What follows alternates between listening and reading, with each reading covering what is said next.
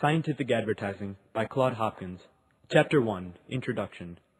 Advertising agencies today are a storehouse of ideas, experiences, proven principles, and methods. Experience is the best teacher in advertising, and comparison is the best way to determine the best method, location, and strategy for advertisement. Good and clever advertising is no longer an accident. Chapter 2, Just Salesmanship. Advertising is salesmanship. Advertisers should explain in the same way as a salesman would. The only purpose of advertising is to generate sales. Advertising is multiplied salesmanship, for advertising appeals to the masses.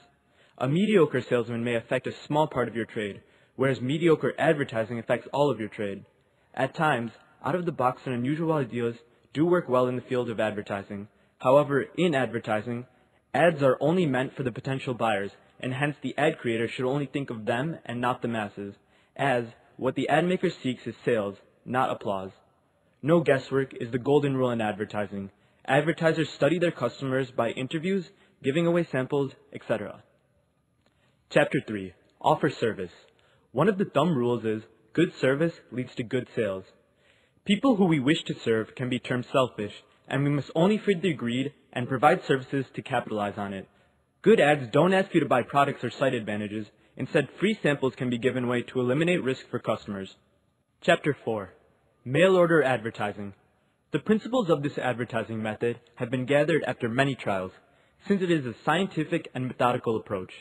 These advertisements are usually in the form of coupons, which serve as a reminder to the readers, which asks them to cut out the ad. Pictures and their sizes play a very important role here.